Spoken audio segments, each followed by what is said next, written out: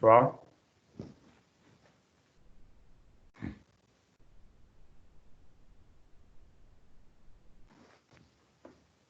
Até que data mesmo?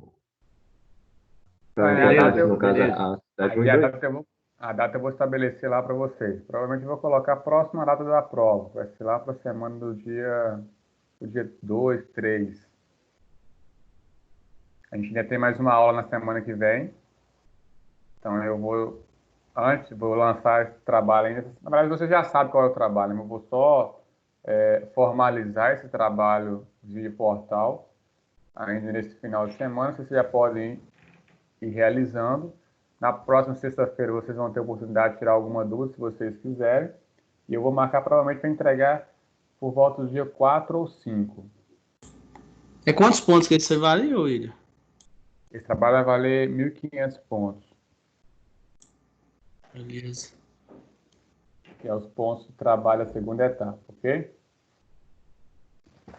E além disso, como eu falei para vocês, a própria fato de vocês entrarem também na avaliação presencial e realizar atividades de avaliação, você já consegue também pontos que o próprio sistema já computa de forma direta, ok? Aqueles pontos das sessões transversais que vocês têm direito. Beleza, pessoal?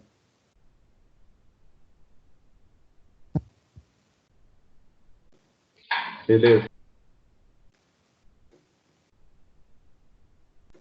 Bom, então a gente vai iniciar agora realmente o nosso conteúdo.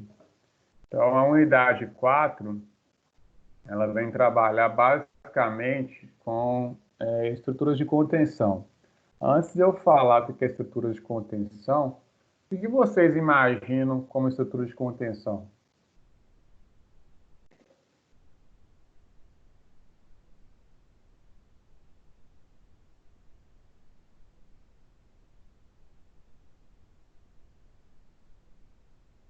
Seria tipo um muro de arrimo?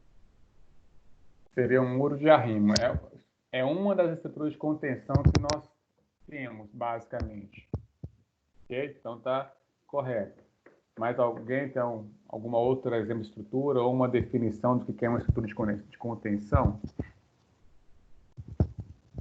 Uma barragem hidrelétrica, por exemplo, também é tipo de contenção. Ou também de rejeitos, alguma coisa do tipo. Justamente. Então, a estrutura de contenção, como o Brian acabou de falar aí, existem vários tipos, na verdade, né? Vou mostrar para vocês algumas aqui agora na aula, mas dependendo da sua aplicabilidade ou do espaço disponível, da condição financeira disponível, as estruturas podem ser variáveis, basicamente. Então, eu posso ter um muro de arrimo, como foi dito, posso ter um muro de gabião, posso ter um muro com pneu, posso ter apenas um retaludamento, que é mexer na inclinação do solo, posso ter um solo reforçado, um solo grampeado. Então, existe uma quantidade significativa de estruturas à disposição. Okay? Então, a gente vai tentar mostrar para vocês as possíveis soluções que a gente tem, e cada uma delas vai ter sua aplicabilidade. Então, vai depender muito do custo, da altura que você tem que vencer, porque existem algumas estruturas, por exemplo, um muro de gabião ou muro de arrimo, são muros basicamente que trabalham com peso próprio. Quando você tem estrutura trabalhando com peso próprio, geralmente precisa ter uma estrutura muito parruda, muito grande, com espessura muito elevada para poder suportar os esforços. Nesse caso, você acaba comendo espaço do terreno, tem toda essa questão de se analisar, e além de se estar jogando um peso muito excessivo no próprio terreno, que vai talvez inviabilizar pela resistência do solo. Nós vimos nas primeiras aulas que a tensão admissível, você também viu em fundação, a tensão admissível que um solo vai receber está diretamente relacionada à carga de aplicação desse solo e a quanto ele vai resistir. Então, isso vai ser ter uma influência bem significativa. Então, vamos lá, então. De forma mais conceitual, o que são estruturas de contenções? São estruturas projetadas para resistir, basicamente, ao empuxo de terra e água e outras cargas estruturais que vão ser aplicadas no meu terreno, okay? Seja por construções vizinhas, ou seja pela própria construção que vai ser construída em determinado lote ou determinado local. Então, a estrutura de contenção, ela tem como sua principal finalidade ela garantir a integridade física, tanto das obras vizinhas, como também da própria obra a qual está sendo executada essa estrutura de contenção. Por que eu falo isso? Porque às vezes a gente se preocupa somente com o nosso umbigo e coloca, vou fazer uma estrutura de contenção, vou começar a cortar aqui e depois eu vou fazer meu muro. Existe um vizinho do seu lado que tem uma construção, quando você começa a cortar, surgem rachaduras, trincas, ou às vezes, em alguns casos mais críticos, até mesmo desmoronamento da estrutura do vizinho. Quando você não pensou nesse momento anterior uma forma de proteger essa estrutura. Então, quando a gente vai dimensionar uma estrutura de contenção, a gente tem que pensar num todo, porque isso pode gerar um transtorno muito maior do que se espera. Então, trabalhando dessa forma, nós precisamos, então, ter uma estrutura de contenção que seja com custo financeiro razoável, aceitável, mas que também me garante tanto a integridade física dos moradores, daquela área que você está contendo, mas também dos moradores que estão na vizinhança, na redondeza. Okay? Além disso, uma boa estrutura de contenção, além de ter que garantir a segurança física, ela é, em geral, uma estrutura que deva ter também harmonia com o meio onde ela está, de forma que ela consiga gerar a quem mora nessas redondezas uma segurança. Por que eu falo isso? Existe uma estrutura de contenção, mostro para vocês mais à frente, que é a cortina atirantada. Cortina atirantada, ela é basicamente o quê? São grampos que é colocado no solo e injetado numa nata de cimento. Ou seja, eu faço um buraco, vários buracos no solo, vou injetando uma cordoalha de aço e depois eu injeto uma nata de cimento. A cortina atirantada, ela trabalha basicamente com a proteção. Eu coloco o aço, faço a proteção dele e ele por si só tem a finalidade de segurar basicamente aquele maciço de solo que ele deve conter. Só que, se eu adoto apenas as cordoalhas, que são... Vamos ver se eu consigo achar uma imagem aqui, na cortina.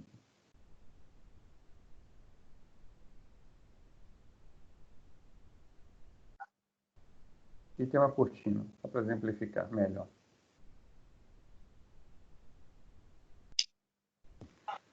Estão visualizando direitinho? Cada cabinho desse que está saindo para fora é basicamente o quê? Uma cordoalha, uma barra de aço que foi inserida no solo. Então, é essa barra de aço que está gerando a estabilidade do solo. Por que as pessoas colocam essa parede, uma parede de concreto ou protege a face com concreto projetado em alguns casos? Basicamente, são duas funções. A primeira é a questão de drenagem, evitar que a água bate no solo e saia lavando na superfície. E a segunda, que talvez a mais importante, é a capacidade de você ver uma estrutura dessa gerar a quem mora ou as pessoas que vão acessar o local uma sensação de segurança. Se você deixa apenas a cordoalha, eu sei, como engenheiro, que é ela que está trabalhando.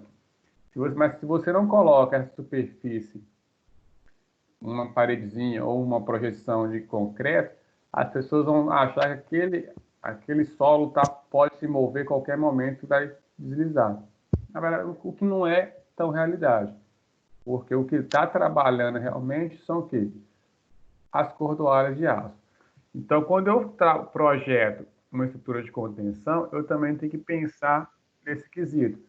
Ou seja, não somente no esforço qual ela vai resistir, mas também a sensação que ela vai basicamente passar ao usuário daquela edificação.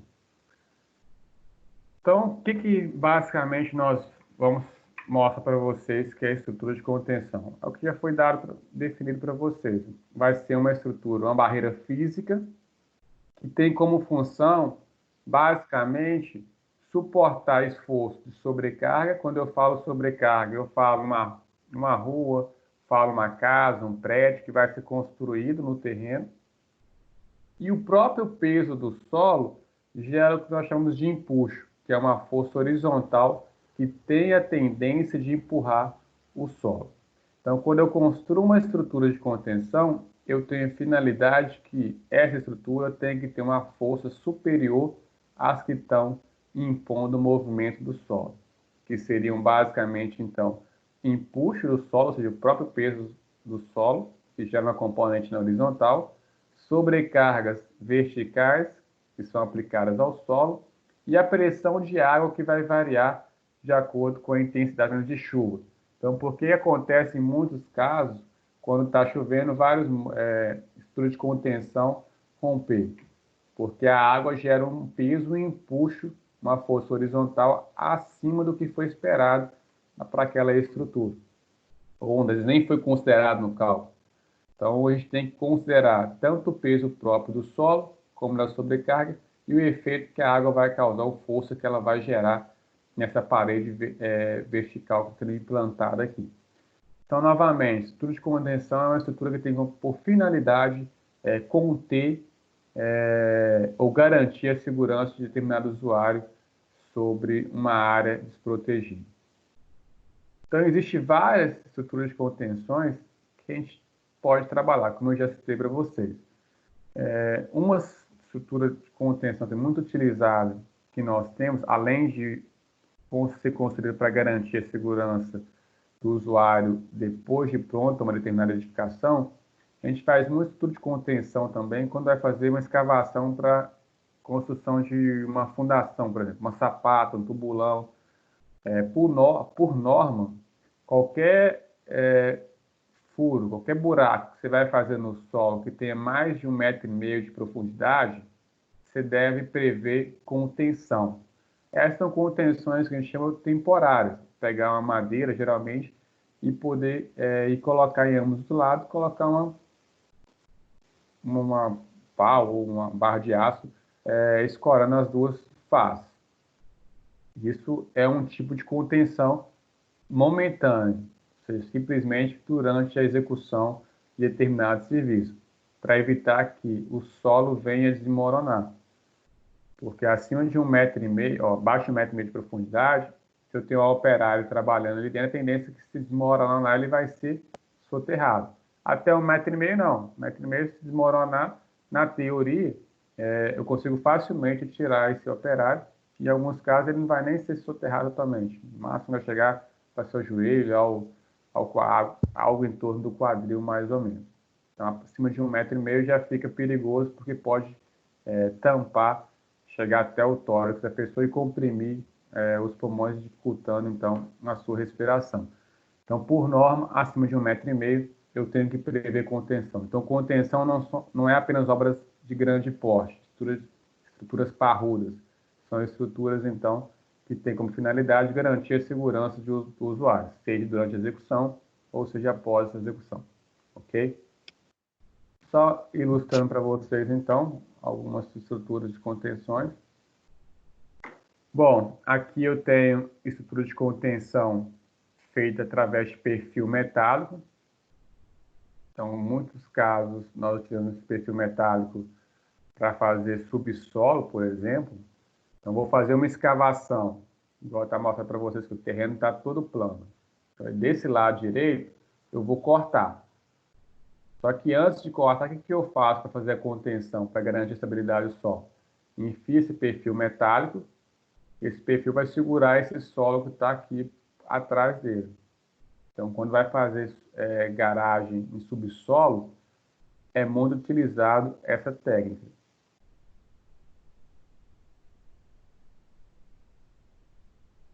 Que é inserido os pranchão para poder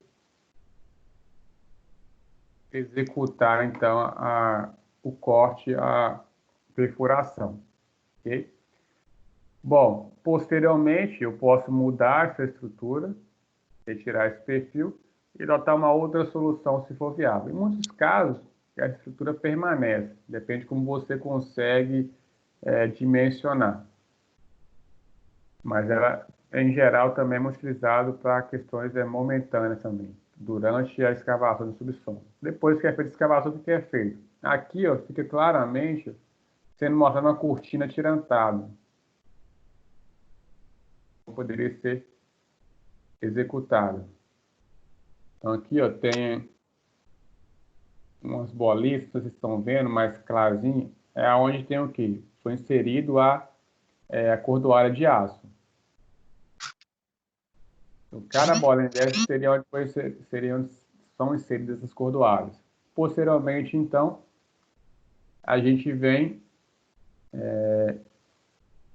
e protege a face com algum material, ou um concreto projetado, ou com placas de concreto, ou sobe o muro de arrimo, mas com espessura fina, somente para proteção visual, questões visuais e tem proteção da face do talude, mas não necessariamente precisa.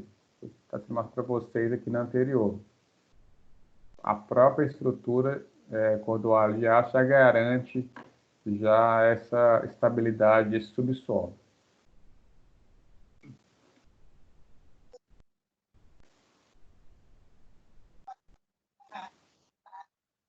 Então, cortina com parede de diafragma, também é uma outra forma de se fazer escavação. É basicamente feito que, da mesma forma que você insere o perfil de prancha metálica, você insere uma forma e vai injetar concreto nessa forma. Depois você consegue, então, retirar essa forma, as paredes ficam dessa forma. Então, vocês estão visualizando, existem umas águas minando aqui, ó, isso que a gente chama de barbacã. É onde eu faço o quê? Coloco para que, se tem infiltração no solo atrás da minha estrutura, a água consiga sair. Porque se a água ficar retida, ela vai ficar fazendo força e vai empurrar a minha estrutura, vai levar ela a desmoronamento, processo erosivo. Então, os barbacãs são aqueles caninhos que vocês verem em muitos muros, que tem a função, então, basicamente de drenar, fazendo com que a água, possibilitar com que a água saia pelas suas faces. Então, a parede de diafragma, como que ela é feita.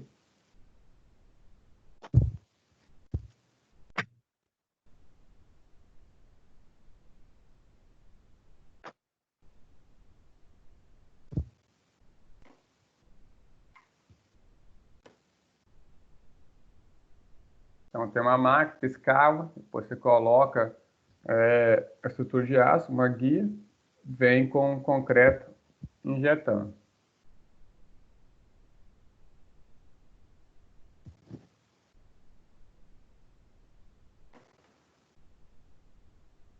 Contenções de cortina atirantada ou solo grampeado. O solo grampeado e a cortina atirantada tem basicamente quase que a mesma ideia. Ambos você coloca cordoalha de aço no solo. A diferença é que na cortina atirantada, a cordoalha de aço, que seria essas barras de aço, só vai trabalhar, ou seja, só vai fazer força quando o solo começar a empurrar a estrutura, começar a querer deslocar. ele começou a querer deslocar, essa cordoalha de aço vai puxar ao contrário o solo. Então, vai ter uma força puxando para a esquerda e a cordoalha vai puxar ao contrário, para a direita. Então, uma trabalha no sistema ativo e outra no passivo. Já o solo grampeado, quando eu coloco a cordoalha de aço, eu não tenho proteção.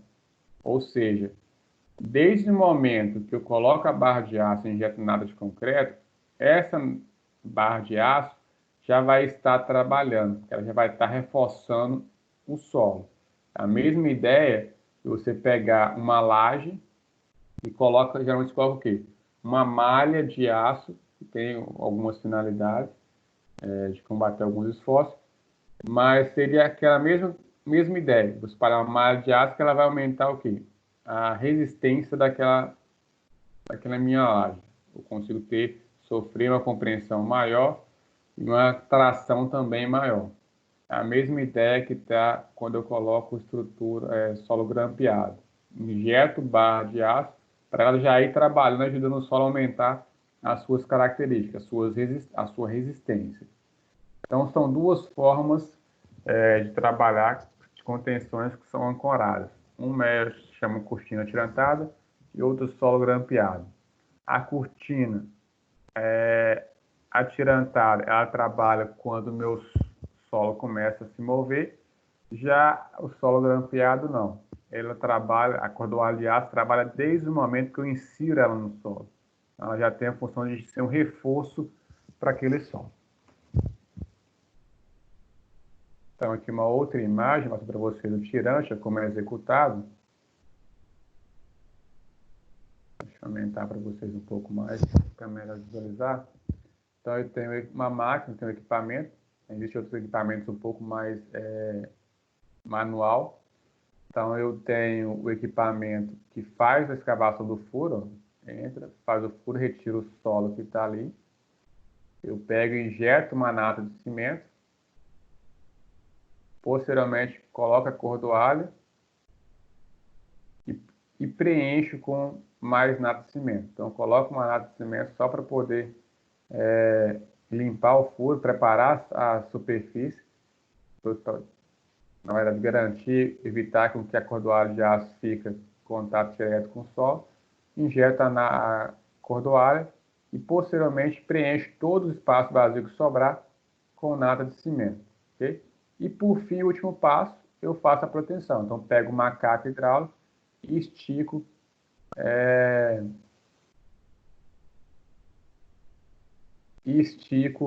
protendo, então, essa minha barra de aço.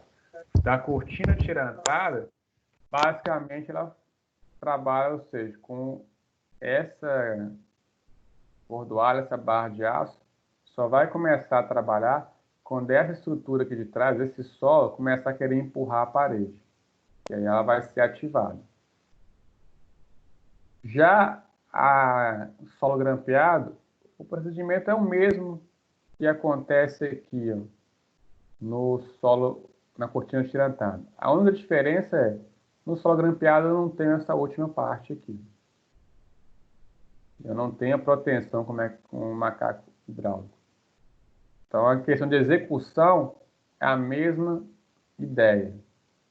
Tem uma máquina, faz um furo, pego, depois limpa esse furo, injeta um pouquinho de nata de cimento só para poder adequar o local de implantação, coloca a cordoalha de aço, depois preenche tudo com nata de cimento. Então, é o mesmo passo a passo. A diferença, então, é que não tem a última etapa, que seria a proteção da barra de aço.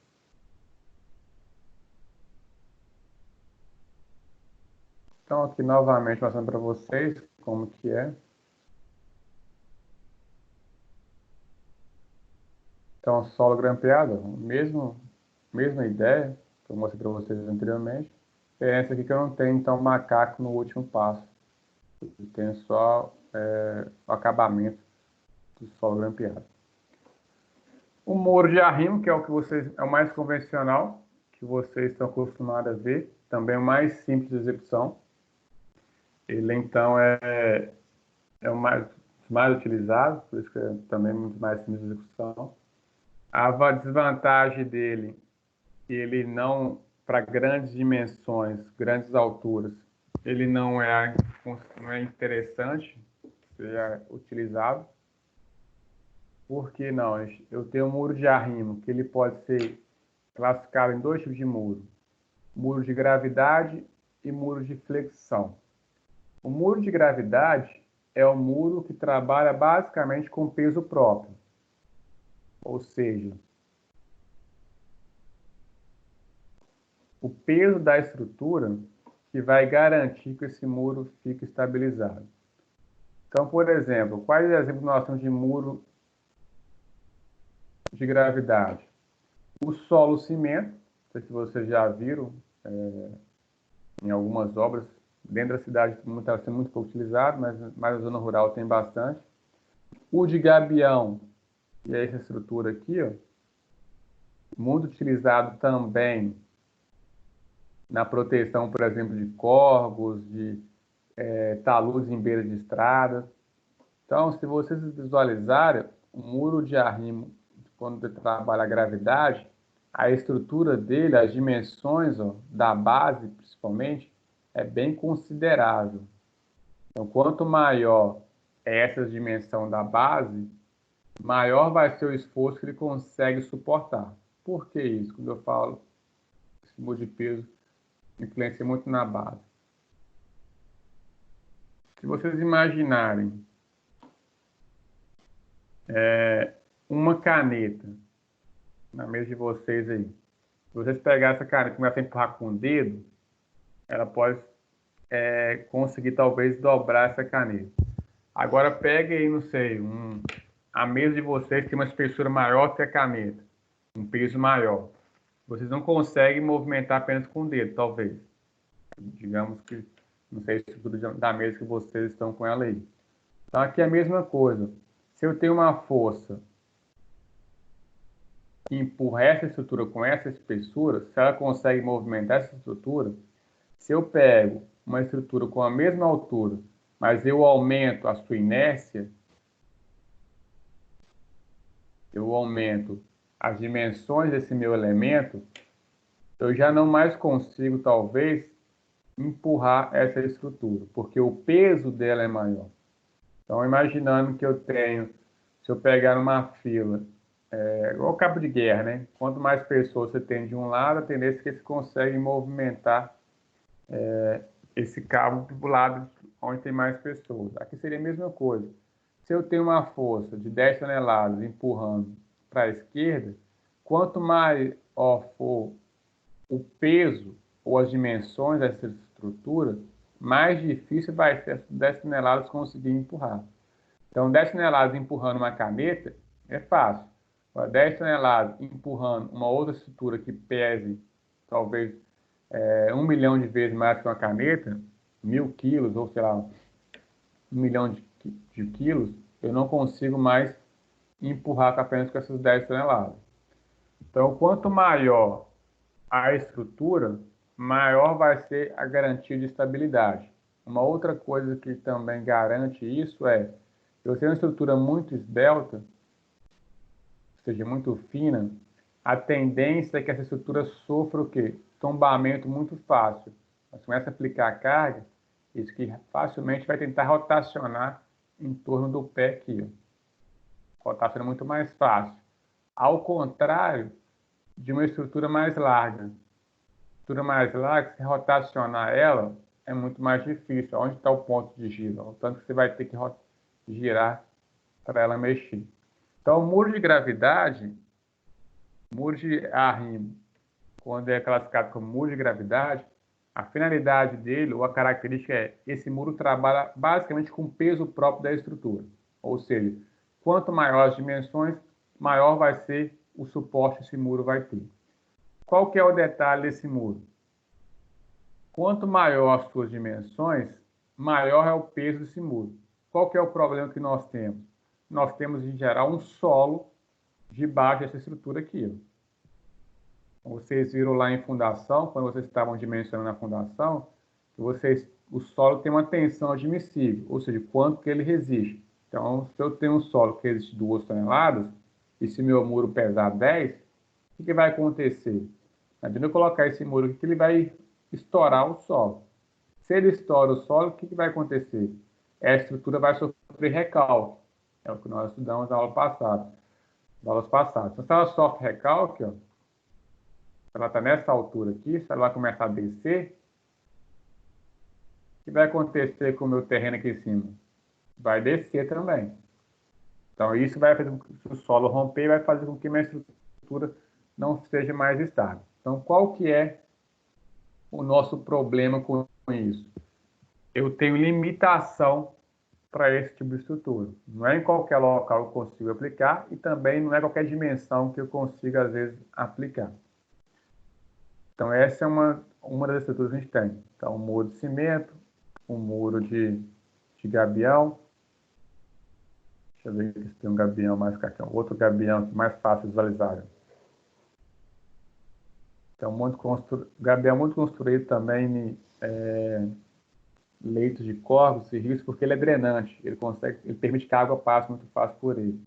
Então, se vocês verem, a base dele é bem larga. Então, quanto maior a base, maior a sua estabilidade. Mas tem problema, então, com o peso que ele vai descarregar no solo.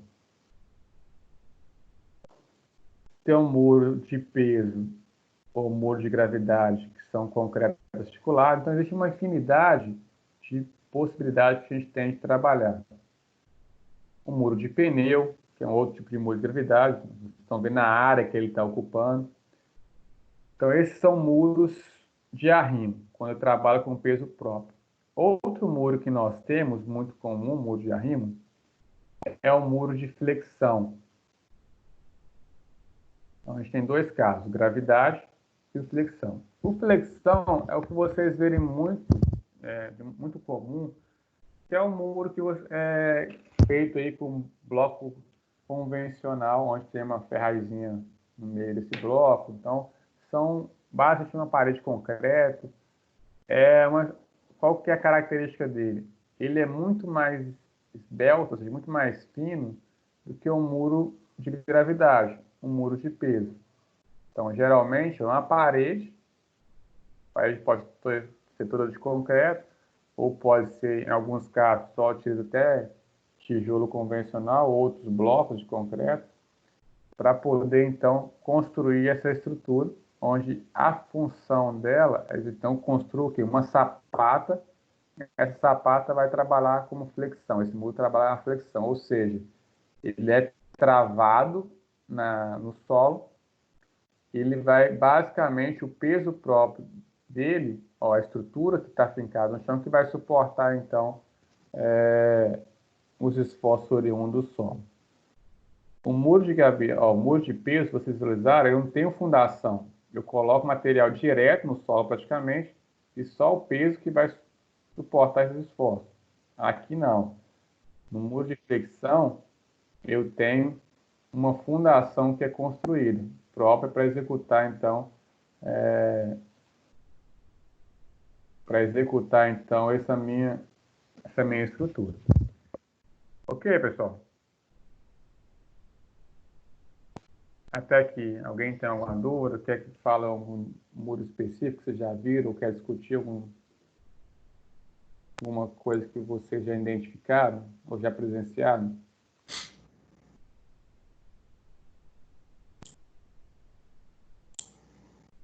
Ok. Então, beleza. Vamos continuar, prosseguir, então.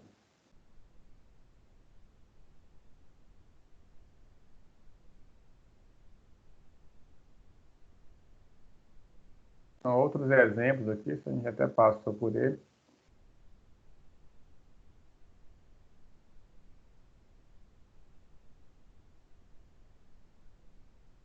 Então, uma outra técnica que muito utilizada também para fazer contenção é o solo reforçado ou solo sintético. Não sei se acho que a maioria de vocês fizeram pavimentação, talvez com o Léo na semestre passado, vocês foram na 381. quando levei minha turma lá, acabou que a gente foi num trecho da obra onde existia uma, uma estrutura de contenção trabalhando com solo reforçado. Ou seja, colocou-se várias malhas de aço, como se fosse uma grelha mesmo, e vai reforçando esse solo com camadas. Então, ela estava trabalhando, o trecho que nós fomos lá, era um aterro, então foi colocada essas cordoalhas ou essas malhas de aço para poder, então, ajudar a reforçar esse solo. A ideia do solo reforçado com gel sintético é muito parecido com o solo grampeado. A diferença, talvez não para gritante, mas bem específica, é com o solo reforçado com gel sintético, eu tenho vários materiais que podem ser utilizados. Pode ser fibra, de lã, carbono. Então, são materiais que são adicionados ao solo para aumentar a sua resistência. Bom, como eu disse, tem vários materiais que a gente trabalha e ajuda a garantir isso. Então, de forma geral, os comentários que a gente tem inicialmente sobre a primeira parte que a gente vai falar agora. Bom, nós vimos que existem afinidades de contenção. Então, como escolher cada uma? Qual que eu vou escolher? Vou escolher uma cortina tirantada, um solo grampeado, um muro de peso ou um muro de flexão. Então, a escolha que vocês vão fazer vai depender muito, novamente, os principais critérios vão ser o que vocês querem conter, qual é a altura, qual o desnível que você tem que vencer. Então, se eu muros de, por exemplo, de gravidade ou muros de arrimos independentes de gravidade ou flexão, eles geralmente são muros utilizados para pequenas alturas. Quando eu falo pequenas alturas, é em torno de 6, 7 metros no máximo, são que eles suportam. Acima disso, já começa a ficar, às vezes, inviável a sua execução, tanto por questão financeira e também por questão geotécnica. Por exemplo, novamente, se eu tenho um muro de peso, um muro com 6 metros de altura, ele tem essa dimensão para conter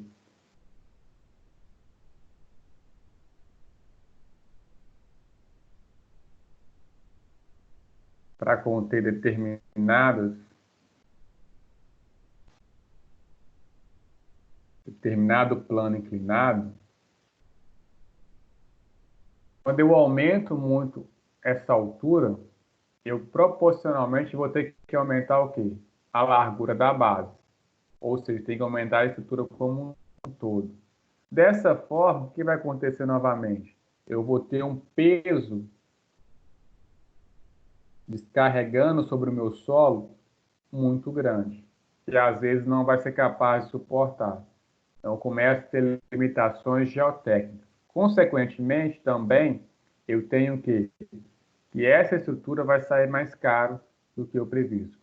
Se eu trabalho com muro de flexão, a mesma coisa. O muro de flexão, ele é mais fino, então ele é travado aqui no solo. O que acontece aqui? Quanto mais alto ele for, maior vai ser o momento que essa força vai gerar no topo aqui. Ó. De mais fácil é esse muro tentar tombar. Então, você não consegue trabalhar também com muros muito grandes, porque quanto maior a altura, maior vai ser o momento. O momento é o quê?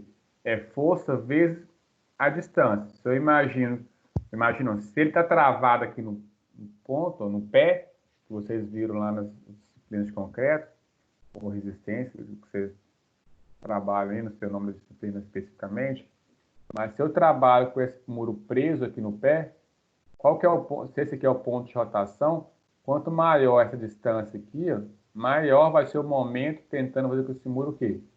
Tombe. Então, eu não posso aumentar também esse muro muito, porque ele vai gerar, então, um momento elevado para mim combater. Momento elevado, quanto maior o momento, maior vai ser a quantidade de armação que eu vou ter que colocar, maior vai ser o meu custo e nem sempre vai garantir a estabilidade, porque eu vou ter esforços além do normal. Então, eu preciso conhecer qual que é a altura que eu vou ter que vencer. Além disso, eu tenho que saber a superfície, vai ser um aterro, vai ser uma escavação de subsolo. Isso também ajuda a definir a minha estrutura. Quais cargas atuantes está agindo? É somente sobrecarga? Eu vou garantir que a água não vai entrar no solo, então não preciso se preocupar com a sobrecarga da água. É um fator importante também. Então, essas características, a gente precisa ter um conhecimento muito bom para definir a estrutura. Além disso, eu tenho que características do solo e características da fundação. Quando eu falo características do solo de arrimo, existe a seguinte situação. Às vezes eu tenho um solo que eu vou conter, se for um aterro ou se for um corte, por exemplo, que ele tem uma resistência. Esse solo aqui tem uma característica. Às vezes o solo que está aqui na fundação é outro material. Então, se ele é outro material, eu preciso conhecer a sua característica para eu poder definir. Se esse solo da fundação tem boa resistência, beleza, talvez o muro de contenção, de que ser o mais convencional, que é o de gravidade ou flexão, vai me atender. Se ele não tiver, já tem que partir o quê? Para um muro de solo grampeado ou um solo reforçado. É uma outra possibilidade.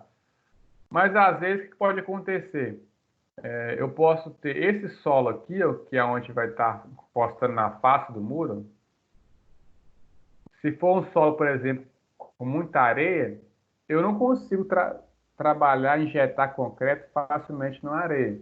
Ou massa, argamassa, que vocês quiserem trabalhar. Pode fazer um teste na casa de vocês, se quiser. Pega uma areia e só pega uma massa e coloca por cima dela. Não vai dar aderência, não vai dar liga, ela vai ficar solta. Então, quando eu tenho um solo que tem uma característica muito arenosa, é mais difícil para mim fazer, por exemplo, uma cortina tirantada, um solo grampeado. Então, eu tenho que ter conhecimento desse solo para também ter diretriz de qual vai ser a técnica que eu vou utilizar. Okay? Então, conhecer o solo do local é extremamente importante. Outra coisa que a gente precisa levar em consideração é conhecer o NA. O que é o NA? Novamente, é o nível de água. A gente viu durante o curso, quando a gente estava calculando tensão. Então, se a água está abaixo da fundação, beleza. Agora, se a água está encostando na face do meu muro, próximo à superfície, eu sei que eu tenho um problema, que essa água vai causar um esforço muito grande aqui na minha parede de muro. Vou ter que prever uma drenagem, colocar vários barbacãos, uma drenagem mais profunda, enfim. Eu preciso conhecer onde está essa água para me ver qual solução vai ser melhor. Espaço disponível para construção. Então, se eu tenho, hoje, nós sabemos que os lotes são lotes geralmente pequenos. Então, se você vai pensar, por exemplo, em construir um muro de gravidade, que é o mais barato, o mais simples executado, que seria um muro de pneu ou um muro com gabião, você vai perder um espaço muito grande no seu lote, porque você vai ter uma estrutura que demanda uma base muito grande. Então, você tem que... o espaço disponível influencia muito na sua escolha também. Se vai ser gabião, se vai ser flexão, ou se vai ser cortina, enfim. Eu preciso conhecer o espaço que eu tenho disponível. E equipamentos de mão de obra. É um dos principais também. Não adianta eu dimensionar para você uma cortina tirantada, se na região que você vai executar o projeto não tem ninguém que faça isso. Então, não adianta eu dar para o meu cliente um projeto que ele não vai conseguir executar, que ele não tem mão de obra específica para isso, ou não tem equipamento para executar. Talvez eu vou ter que partir para a solução mais simples, que é o muro de gravidade, que é simples de ser feito. Ou um muro de fricção com blocos, que é também fácil de fazer. A maioria das pessoas tem a técnica para executar. Basicamente é isso. E analisar os custos. Então, cada uma dessas técnicas tem um custo. Lógico que seu trabalho uma cortina atirantada, ela tem um custo geralmente superior a outra estrutura, um outro muro convencional. Mas, em compensação, eu ganho espaço, consigo executar alturas maiores. Tem muro de cortina atirantada de 16, 18 metros de altura. Em alguns casos, até mais do que isso. Então, eu preciso identificar qual é a minha topografia, qual é o espaço que tem disponível e ver o custo que isso vai me implicar. Às vezes, análise de custo, a gente tem que analisar também o benefício que isso vai nos dar, o retorno que vai nos dar em determinados pontos. Ok, pessoal? Então, esses são os pontos a serem analisados quando a gente vai fazer uma escolha de qual estrutura que a gente quer trabalhar. Tá bom? Agora, eu vou mostrar para vocês algumas definições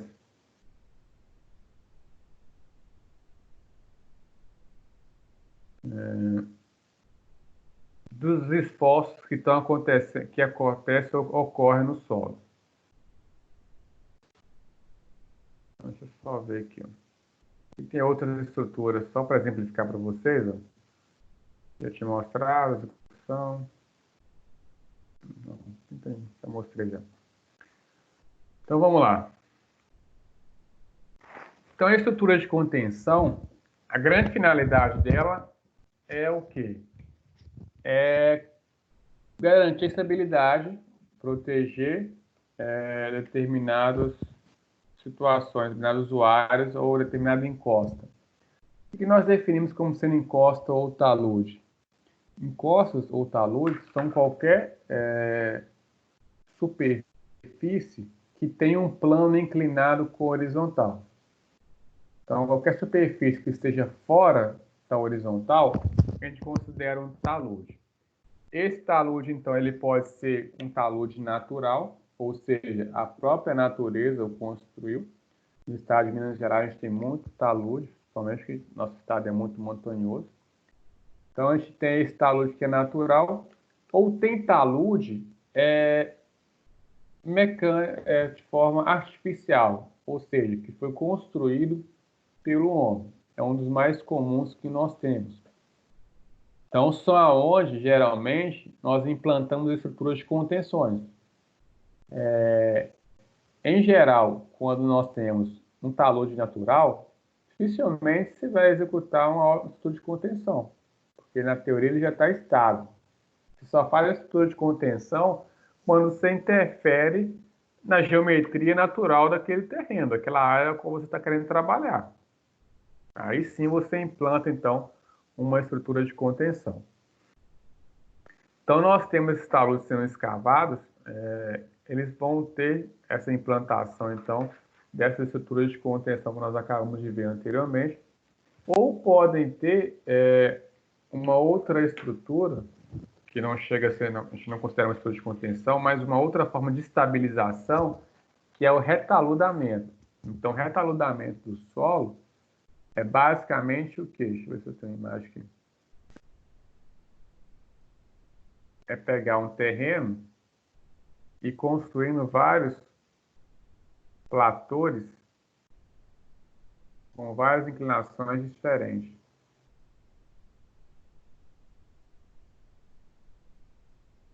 Então, vou colocando várias inclinações no terreno. Então, às vezes eu teria um terreno que tem uma inclinação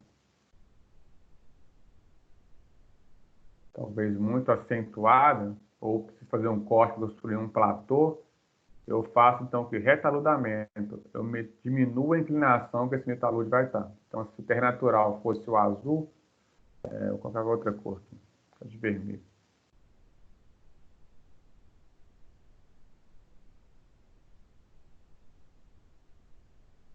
Uma linha única, fica melhor.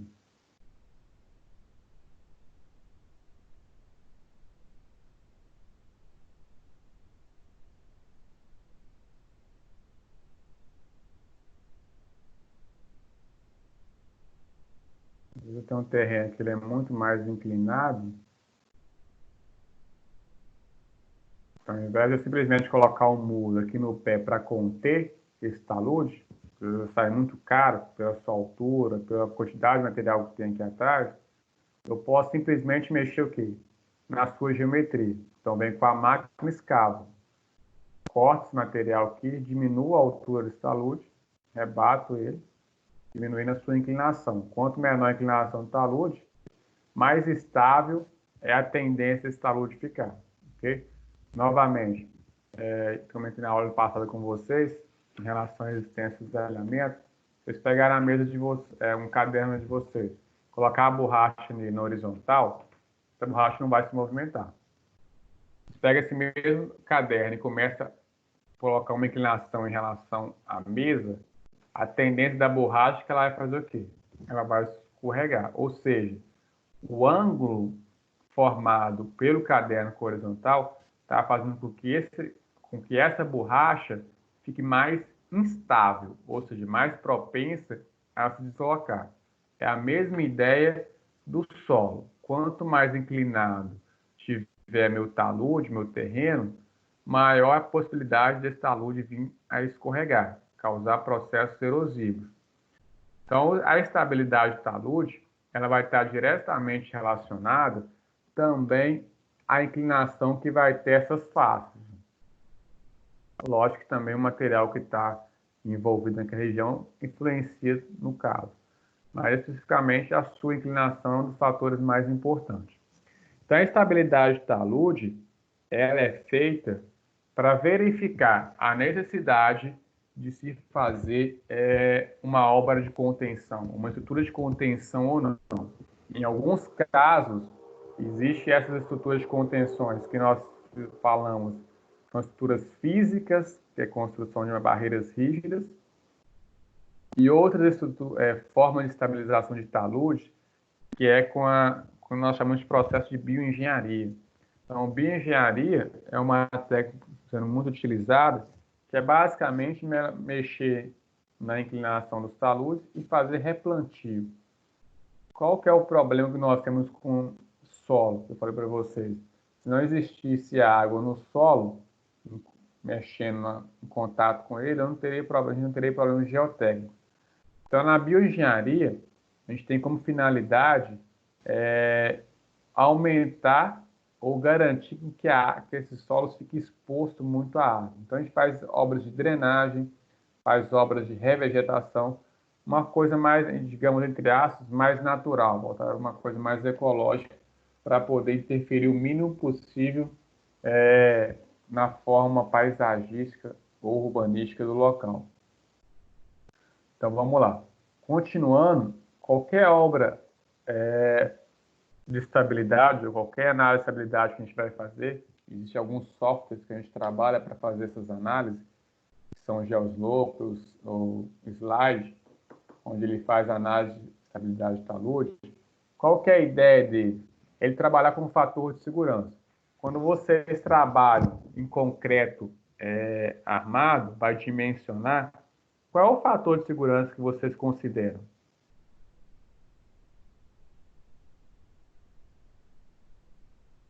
Quem vai me responder aí? O concreto é 1,4, né? Ou seja, você dimensiona as suas estruturas com um fator de segurança de 40% a mais. Você está querendo afirmando que tudo que você fez nos seus cálculos tem embutido ali 40% de segurança. As suas forças, os seus materiais, tudo vai ter um fator que vai estar sendo jogado para cima, digamos assim. Aqui no estabilidade de talude, nós também trabalhamos com o fator de segurança. Ou seja, o que é um fator de segurança? É um parâmetro que me garanta a estabilidade desses taludes. Então, a norma NBR, ela traz para a gente alguns fatores de segurança que variam entre 1 e 20 a 1,5. Então, o que é esse fator de segurança? Ele nos traz basicamente o quê? O que um talude tem? Eu mostro para vocês aqui na imagem os esforços mais fácil. Aqui, ó.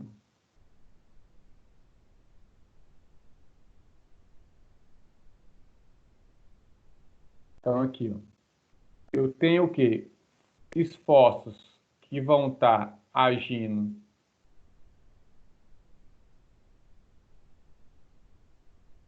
para a direita, para a esquerda, ok? Empurrando o meu muro. Para que esse muro não se mova, o que que acontece? Esse muro vai ter que gerar uma força contrária.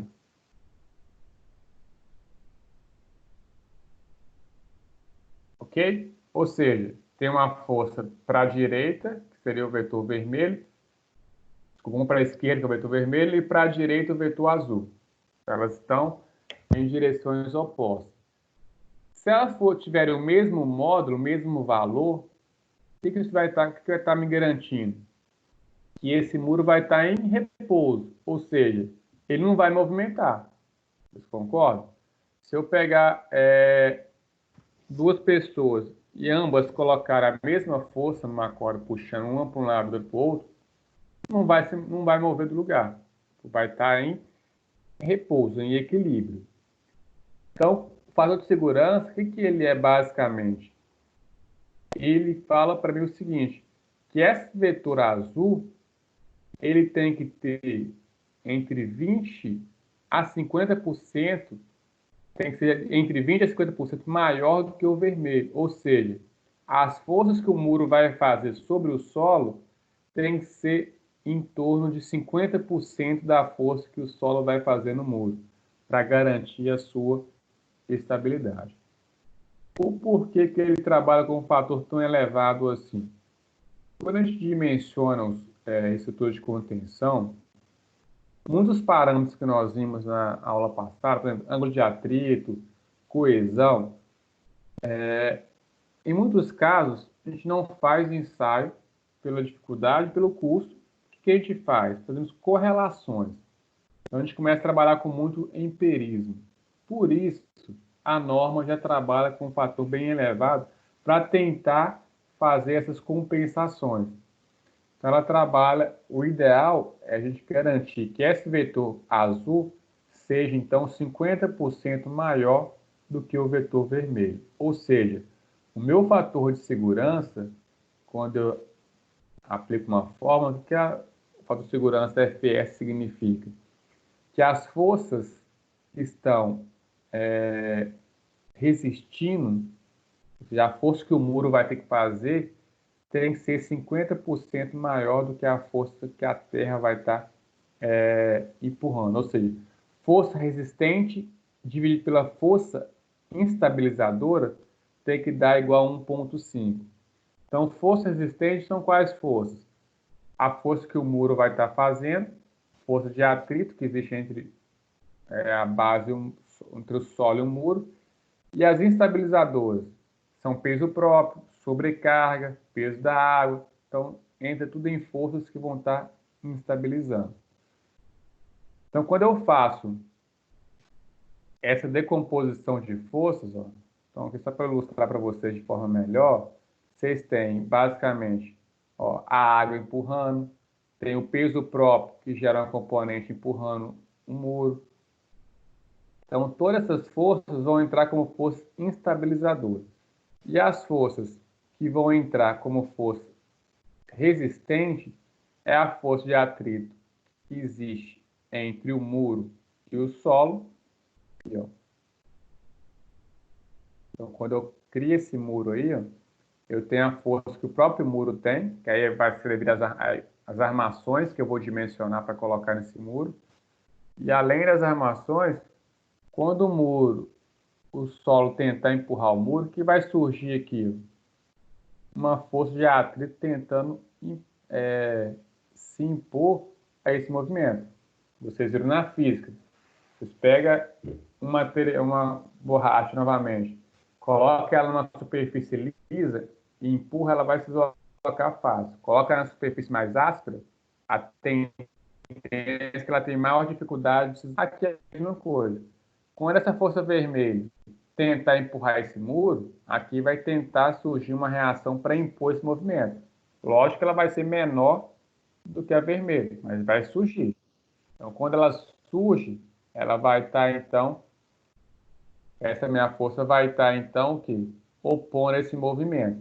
Então, existe esse movimento que surge pela força de atrito, e essa força azul maior é a força que eu utilizei para dimensionar a minha estrutura aqui. Ó. Então, quando vocês fazem dimensionamento de laje, o que vocês fazem? Vocês pegam os esforços e dimensionam a armadura.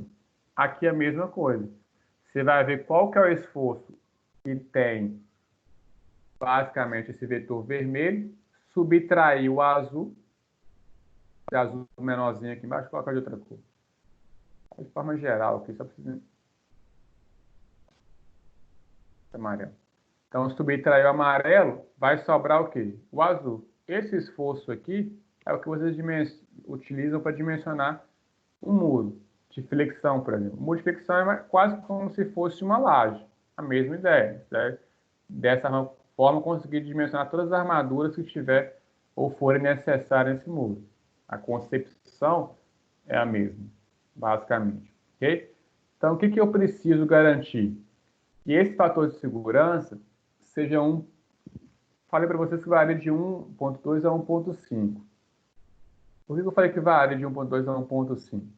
Porque a norma, ela estabelece o seguinte: se eu vou fazer uma contenção de um talude numa zona rural, onde passa quase ninguém, uma vez no ano passa um carro de boi, alguma coisa assim, ela admite que o padrão de segurança seja baixo. Não preciso gastar muito para executar uma obra ali naquele ponto, que não vai, a tendência de trazer dano, tanto material como ambiental, é pequena. Agora, se eu fazer uma obra que vai estar sendo executada num centro urbano, por exemplo, o fator de segurança já tem que ser maior, 1.5. Só como um adendo, por exemplo, a norma já está em revisão, para a barragem, esse fator de segurança passa a ser já de 1.5, ela já vai trazendo já alguns estudos dela, um fator de 1.6, pelo grande risco que envolve uma barragem. Vocês viram nos últimos tempos aí, basicamente estruturas, então a barragem é uma estrutura de contenção, como o Brian falou no início da aula. Então, essas estruturas de contenção que gera tanto um grande problema ambiental, a gente viu os danos que as barragens trouxeram, as que romperam, e danos físicos e pessoal, ela já está, então, já em estudo esse aumento desse fator de segurança para 1.6 para esses casos específicos. Mas hoje, ela traz, a norma é de 2009, já está defasada, o fator que lá está indicado maior é de 1.5. Ou seja, as forças que vai resistir ao peso próprio, ao peso da água, à sobrecarga, tem que ser 50% maior do que essas forças estabilizadoras. Então, de forma numérica, vamos imaginar que nós chegássemos aqui, ó, que a sobrecarga, que o peso do solo, que o peso da água me desse uma carga de 50 toneladas, qual que seria qual que seria a cargas,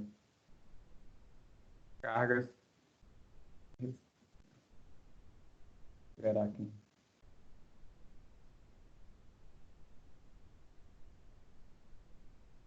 Então, cargas instabilizadoras.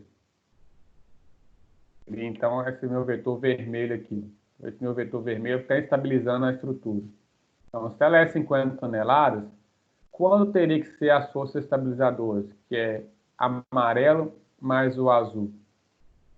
Se nós trabalharmos com fator de segurança de 1.5, não, fator de segurança FS igual a 1.5, se o que está estabilizando é 50 toneladas, o que tem que resistir tem que ser 50% maior. Então, forças resistentes, ó, chamado de RE, dividido por 50, vai ter que dar, então, essa resolução da equação. Então, 1.5 tem que ser igual a RE dividido por 50. Nós multiplicar invertido, o RE vai ter que dar igual a quanto aqui?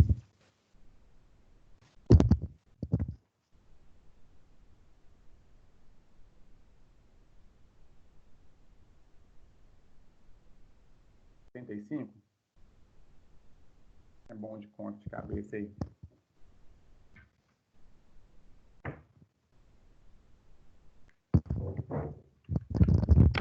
R$ 75 mesmo.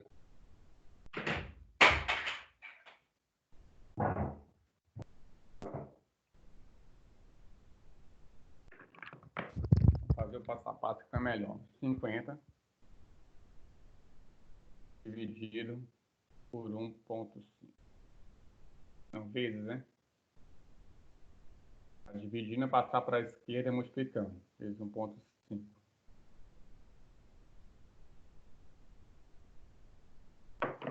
Então, meu R é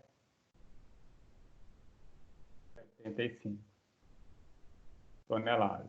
Ou seja, o muro que eu vou construir aqui, as armaduras têm que ser dimensionadas uma armadura de 75 toneladas. Ela vai ter que gerar uma força de 75 toneladas para combater essa força de 50 toneladas. Ok?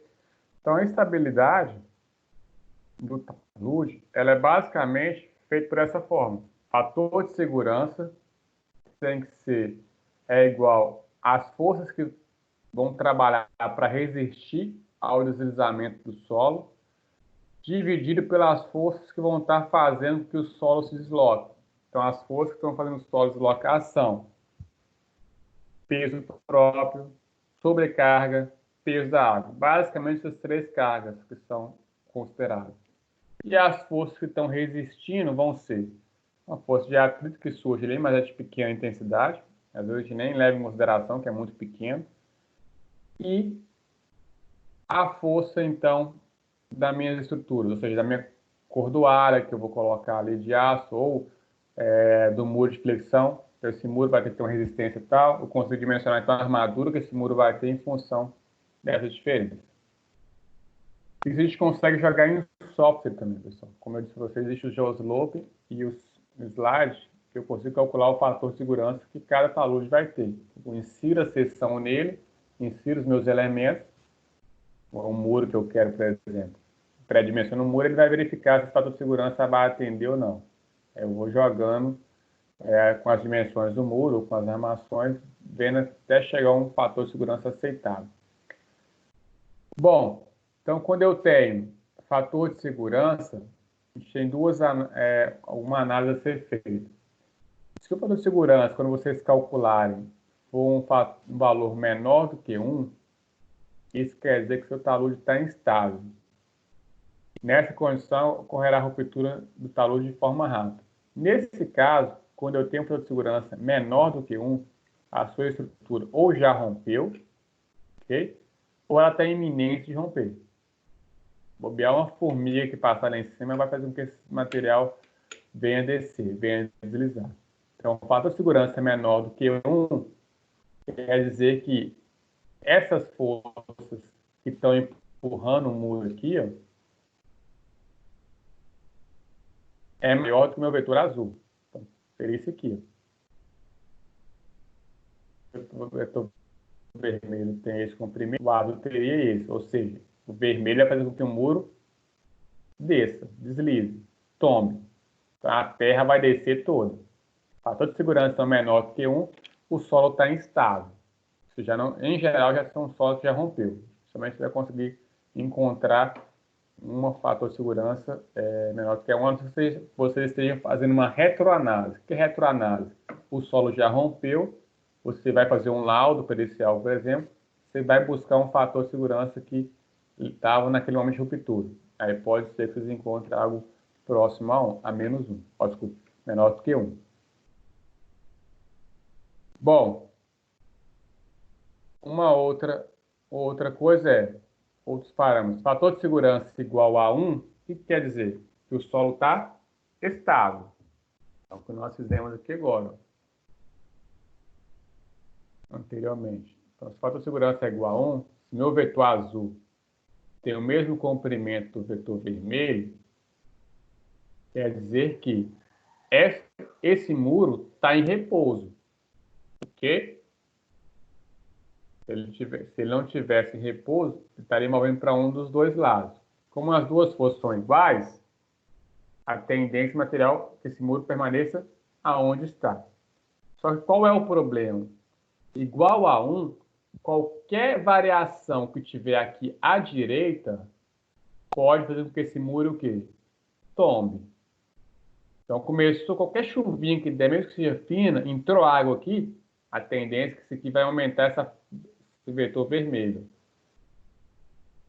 Qualquer aumento que tiver, mesmo que seja mínimo, na casa de milímetro, de gramas, vai fazer com que esse muro comece a deslizar, comece a trincar, comece a fissurar, vai começar a dar indícios de movimentação desse solo aqui. Por isso que nós sempre trabalhamos com o fator de segurança FS maior do que 1. Então, por norma, tem que ser no mínimo 1 ponto. Deixa eu trabalhando em longe, não vai causar dano, o dano ambiental, houver alguma ruptura. E o normal é considerar 1,5. Mesmo quando vocês trabalham com 1,4 no concreto, o ideal aqui é trabalhar com um fator de 1,5. Um cagaço, que a gente fala de 1,5. Porque, novamente, o solo ele é muito heterogêneo. Os seus parâmetros são muito inconstantes, difícil se trabalhar, se definir. Se no concreto vocês conhecem brita, areia, característica do aço, material tudo industrializado, já trabalha com um cagaço de 40%, ou seja, eu superdimensiono a minha estrutura em 40%, imagina um material como o solo, que é pouco conhecido, que varia de um lugar para o outro, nem a gente tem ensaios todos eles disponíveis. Aí que a gente tem que ser mais conservador ainda. Então, por isso que o fator de segurança recomendado é 1,5. Novamente, eu cito que a norma para barragem já está alterando para 1,6 casos específicos de barragem. Okay? Então, basicamente, essa é uma característica então, da estabilidade do talude. Eu vou verificar esse fator de segurança. Então, hoje existem softwares que faz isso, mas a aplicação de fórmula direta é calcular essas forças que vão estar resistindo e as forças que vão estar instabilizando. Como que a gente define essas forças de fórmula matemática? As forças que são instabilizadoras, que vão estar fazendo com que o meu solo seja empurrado, que vai estar na horizontal aqui, ó. Se vocês analisarem, a sobrecarga ela está o quê? Na vertical. Só que essa sobrecarga, assim como o peso próprio, como nós calculamos na primeira etapa, são cargas que estão sempre na vertical. Só que o que a gente faz? Essas cargas que estão na vertical, ela vai gerar uma componente na horizontal, que é esse vetor vermelho que estou mostrando para vocês aqui. Então, esse vetor vermelho, a gente define como sendo um empuxo, que o solo vai estar gerando nessa parede vertical, desse muro. Ok? Então, esse empuxo, nós calculamos ele da seguinte forma. Ele tem dois empuxos que nós chamamos, que é o empuxo passivo e o ativo. Então, o empuxo é uma força que está na vertical, a gente calcula essa força, qual a componente, qual seria o esforço que ela vai fazer na horizontal. Então, basicamente, para transformar essa força que está na vertical para uma força que está na horizontal, nós trabalhamos com um parâmetro que chamamos de QA ou KP. Desculpa, KA ou KP. KA é quando eu trabalho com empuxo ativo e KP quando eu trabalho com empuxo passivo. O que são empuxo ativo e empuxo passivo? O empuxo ativo é quando o solo vai fazer com que o muro desloque. Para a primeira imagem, está vendo um muro aqui, vermelho. Quando essa força começa a atuar, o que acontece com esse muro? A tendência dele é deslocar para a esquerda, ou seja, empuxo ativo seria esse deslocamento do muro em relação ao solo. No empuxo passivo, o que acontece? O muro entra como se fosse para dentro do solo. De forma mais técnica falando, como que isso poderia acontecer? É como se eu imaginasse um muro empurrando o solo. Então, o empuxo passivo, ele é muito maior do que o empuxo ativo. Na prática, o que a gente faz? Quando a gente vai dimensionar esses esforços aqui, ó, de instabilização, quando eu vou fazer qualquer construção para verificar a falta de segurança e também definir o cálculo de estrutura de contenção, o input que nós consideramos trabalhar aqui na esquerda, que vai estar trabalhando para dimensionar esse muro aqui, ó, é o que nós consideramos empuxo ativo. Por que o empuxo ativo? Porque o empuxo ativo ele é o menor dos esforços. O que a gente admite, então, quando a gente dimensiona um muro? A gente admite que esse muro ele vai se deslocar. Lógico, pessoal, que esse deslocamento aqui é algo pequeno, na casa de milímetros. Então, você tem um muro de 6 metros de altura, se ele deslocar 10 milímetros, seria 1 centímetro, quase imperceptível ao olho nu. Qual que é a ideia? Se eu considero esse esforço como sendo empuxo ativo, ou seja, eu vou permitir com que o meu solo empurre o muro, ou seja, o muro desloque para a esquerda, está deslocando de forma ativa, eu vou ter uma espessura de muro menor. Se eu quiser fazer com que o muro empurre o solo, eu tenho que fazer com que a força que está atuando para a direita aqui ó, seja muito grande. Ou seja, se eu construir um muro empuxativo que tenha 20 centímetros de espessura, se eu quiser assumir que o muro vai empurrar o solo, novamente, que são movimentações pequenas, deformações pequenas, eu teria que construir, às vezes, um muro de 60 centímetros de espessura. Ou seja, 3 vezes mais do que o muro considerando empuxo ativo. É errado fazer isso? Não. Por que não é errado? Nós estamos admitindo que essa deformação vai acontecer. É normal ela acontecer. Se vocês analisarem construção de edifícios convencionais, fazer um prédio, uma casa, o que acontece com o prédio ao longo do tempo? Nos 2 primeiros anos, ele está geralmente assentando no solo. Tanto é que aparece nesses 2 primeiros anos algumas fissuras em apartamento, em casa, justamente porque você admitiu que aquele solo vai se deformar, vai, ao longo do tempo, a estrutura se moveu, só que mínimo. Então, só às vezes ocorreu fissuras minúsculas, mas ocorreu, porque o solo, houve uma deformação dele. Então, a estrutura se moveu. Aqui a ideia é a mesma, eu vou admitir que uma estrutura se move, então ele vai ocasionar pequenas deformações, só que não vai ser sensível ao olho nu. Ok? Então a gente tem esses dois esforços. Na prática, a gente trabalha então com o empuxo ativo, ou seja, eu pegar o peso próprio do solo, que deu lá 20 toneladas, que vocês calcularam na primeira etapa, tensão no solo, e eu vou multiplicar por uma constante Ka. O que é a constante Ka? K ela vai ser em função tangente de 45 graus mais φ dividido por 2, onde φ é o quê? O ângulo de atrito do meu solo. Então, o que nós vimos na aula passada, que é através do ciclo de Mohr definir aquele parâmetro de tensão de resistência de alinhamento, o ângulo de atrito, coesão, a gente tem então agora esse parâmetro aqui, ó, sendo utilizado. Então, eu vou pegar. O que seria o empuxo geral, então? O empuxo geral vai ser o peso ou a tensão gerada pelo solo vezes esse K dividido por 2.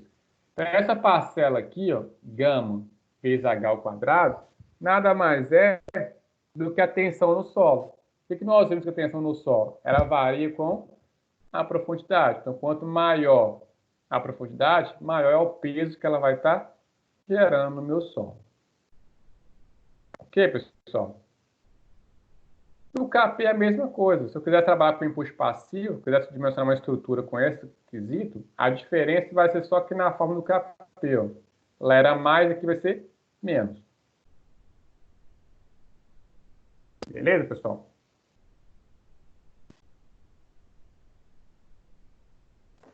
Alguma dúvida até aqui?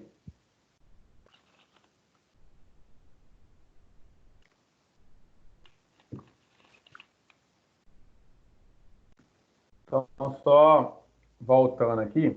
Então, nós vimos as estruturas de contenções. Elas são variáveis. Eu tenho estruturas de contenções que são classificadas em dois tipos básicos, que são estruturas que são os muros de arrimos, né? Que são classificados em muros de peso ou muros de gravidade. Então, muros de peso, nós citamos alguns exemplos para vocês começarem a entender um pouquinho, que é... Vamos mostrar aqui a imagem, que são muros.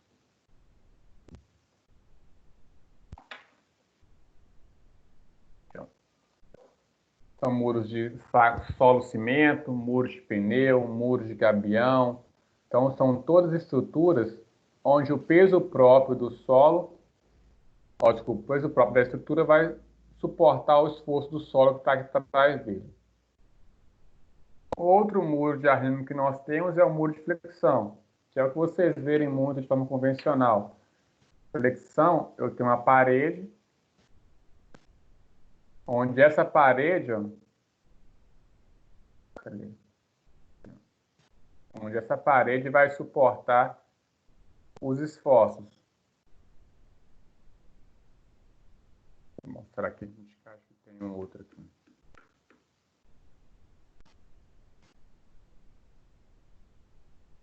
Então, flexão, eu tenho uma parede, e essa parede é travada por fundações. Essa fundação é que vai suportar aos esforços oriundos do solo. Ok? Então, nós vimos uma vasta tipos de muros que nós temos à disposição. Além desses muros convencionais de arrimo e gravidade, existem outras estruturas de contenções que nós vimos que são cortina tirantada, solo grampeado, solo reforçado com gel sintético.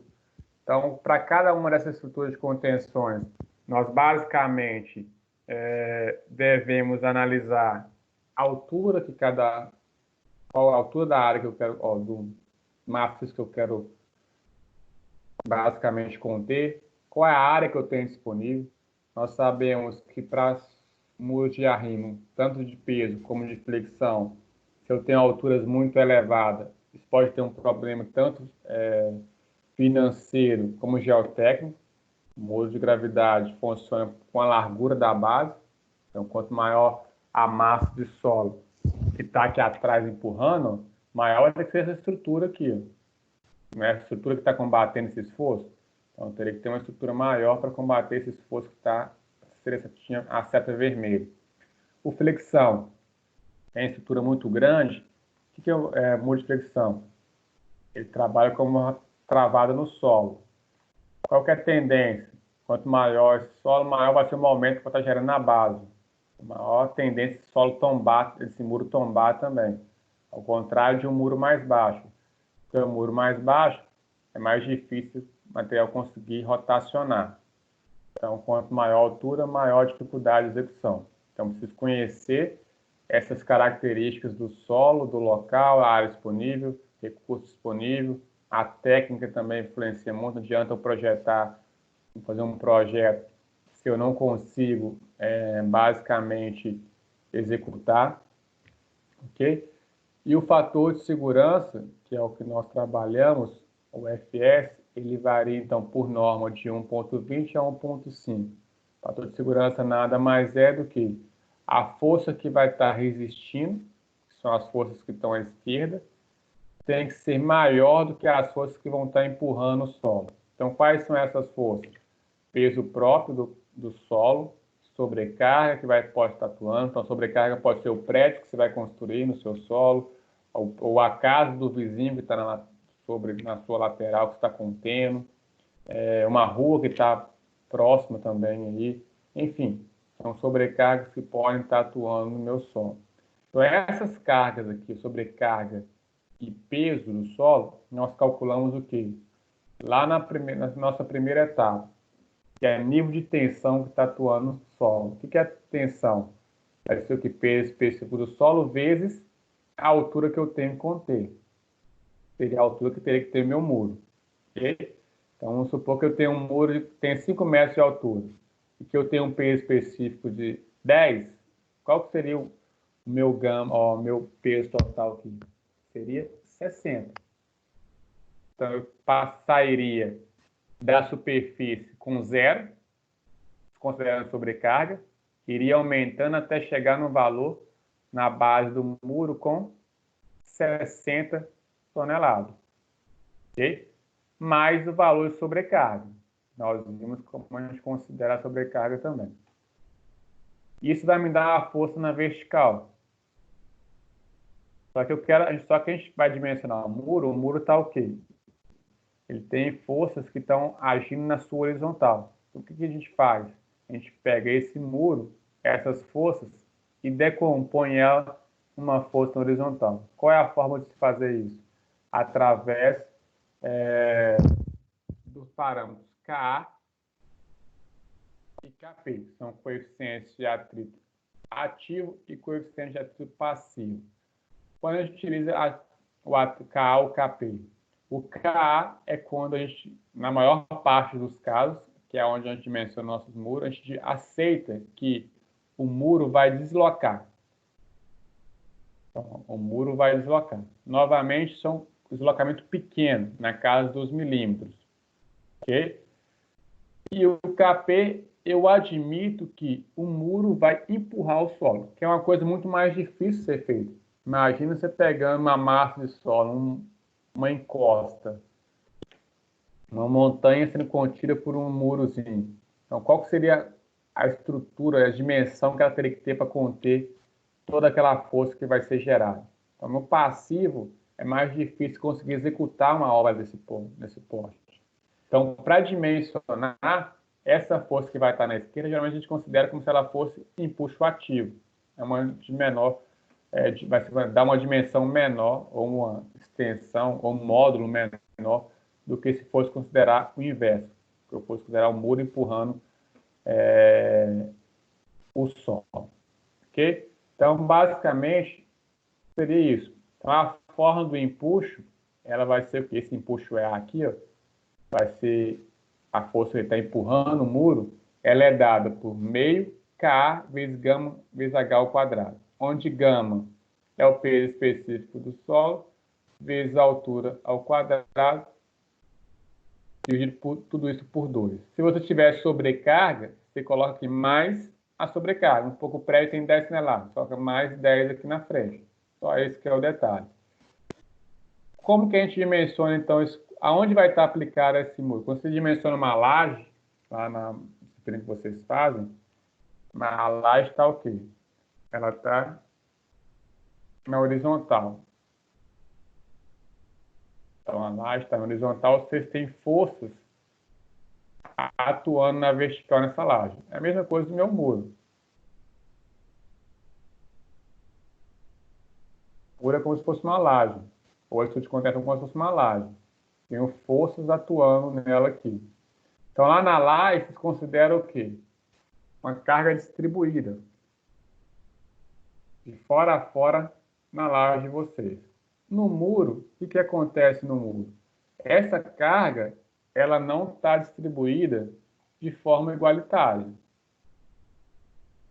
O que acontece quando eu estou aqui na próxima superfície do muro? Qual carga está atuando aqui? Zero. Ou, se tiver sobrecarga, somente seria o peso da sobrecarga. Quanto maior a profundidade, maior vai ser a carga. É o que nós fizemos lá na primeira etapa, que são aquelas cálculos de tensão. Por isso que dá um diagrama o quê? Triangular, aumentando ao longo da profundidade. Então, como que a gente dimensiona esse muro? Onde a gente considera a força sendo aplicada, já que ela não é de forma igualitária? A gente considera que a força que vai estar atuando no meu muro, como vai dar uma distribuição triangular, está aumentando ao longo da profundidade, se vocês recordarem da disciplina que vocês fazem, mecânicas, não sei se é resistência de materiais, se é concreto 1, enfim, não sei qual é o nome da disciplina exata. Mas quando você está calculando esforço, quando você tem um retângulo,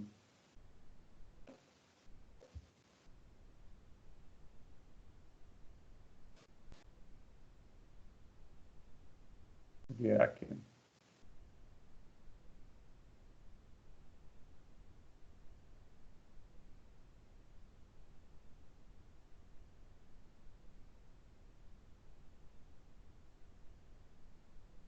Pegue uma régua de vocês ou uma coisa retangular. Aonde está o momento de inércia? Aonde está o ponto de equilíbrio de um retângulo? Ele está no meio do retângulo. Se vocês colocarem, pegar a régua e conseguir apoiar ela no meio certinho, em cima do dedo de vocês, vocês vão conseguir basicamente manter ela em equilíbrio. Se eles mudarem um pouquinho a posição do dedo de vocês, vocês não vão conseguir manter em equilíbrio. Então, o momento de inércia de um retângulo está onde? No meio. No triângulo, vocês estudaram lá na disciplina concreta, novamente não lembro o nome, o centro de gravidade do triângulo está o quê? A 1/3 da base, ou 1/3 da altura. Então, ao invés de estar no meio, como um retângulo, eu consigo manter o equilíbrio se eu colocar a força a 1/3 dessa altura. Então, quando a gente dimensiona uma estrutura de contenção, nós trabalhamos dessa forma, que a força vai estar concentrada trabalhando a 1/3 da minha altura. Então, quando eu vou colocar uma armadura, por exemplo, mais próximo à base, é mais interessante eu armar mais, que é onde eu tenho mais esforço sendo aplicado. Ok, pessoal? Alguém sobreviveu ainda?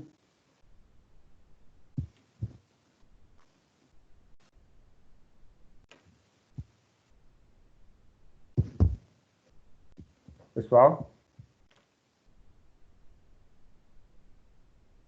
Então, olha só para quem não estava no início da aula, eu deixei alguns avisos, basicamente, bem rápido, bem brevemente, que foi em relação à ao portal, né? Deixa eu ver se você está aqui conectado ainda. Que sobre a avaliação presencial. Então, ela vai seguir realmente o calendário, como já estava previsto para vocês, que é a partir do dia 5, se não estou me enganado. Então, já foi colocado para vocês um modo avaliação presencial. Nesse modo, existe um roteiro de estudo para vocês. Recomendo que vocês façam esse roteiro de estudo por 2 motivos. Um, porque essa parte vale ponto para vocês, são transversal. E outro, porque a própria disciplina ela é muito heterogênea, porque a prova vem para todo o Brasil, de forma que cada região do país existe uma diferençazinha da emenda. Então, existe alguma questão que não foi apressada aqui e foi passada em outro local. Então, essas provas ajudam vocês a ter uma direção melhor para estudar. Uma outra coisa que foi inserida para vocês foi o roteiro de prática. Então, no roteiro de prática, como é dito pessoal, a gente fez quase todas elas durante a própria aula. A prática em mecânica dos solos 2 ela é muita teoria, porque os ensaios realmente que deveriam ser feitos são ensaios que demandam equipamentos muito específicos, não é todos os locais que se encontram, poucos laboratórios que tem, por exemplo, resistência de cisalhamento, adensamento, são ensaios bem mais pontuais. Então, tudo é aula tudo mais prática, teórica. Então, tanto é que eu mostrei para o pessoal, se vocês analisarem as 2 primeiras aulas, nós já fizemos alguma coisa no sentido que está mostrando para vocês aqui.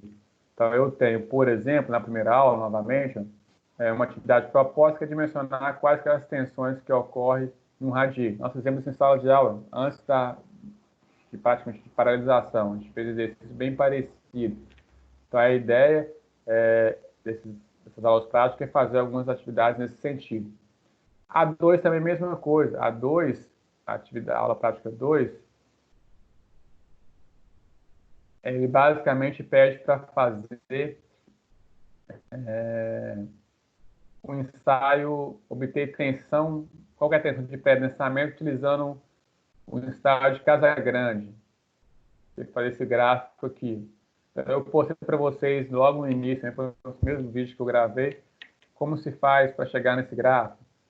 Além disso, também, na própria aula prática, tem alguns vídeos aqui auxiliando vocês para poderem fazer esse estudo, que é auxiliar vocês. O vídeo 3, ele é um vídeo, até eu tinha comentado para vocês que eu iria fazer um vídeo para poder mostrar como se trabalha o ciclo de mod de forma mais fácil, que eu estava fazendo, fiz aqui no PowerPoint, talvez não ficou muito legal. Como o vídeo já estava para sair, eu nem gravei a aula, porque eu acho que ele ficou até mais didático para vocês do que eu fazer no quadro aqui com iluminação ruim. Então tá aqui, esse vídeo também auxilia vocês. O que eu pedi para o pessoal no início? Eu vou vou cobrar como atividade da segunda etapa, que resolva então essa aula prática 1 e 2 e me envie por e-mail. Eu vou mandar as instruções para vocês, provavelmente amanhã, até para vocês, já quem quiser já ir praticando, fazendo, vai ser cobrado então as 2 atividades. Vocês têm essa próxima semana para fazer, próxima aula na sexta-feira que vem a gente vai finalizar a unidade 4 e vem então tirar a dúvida também de quem tiver alguma questão a ser comentada. Ok, pessoal? Então, basicamente, seria isso que nós teríamos que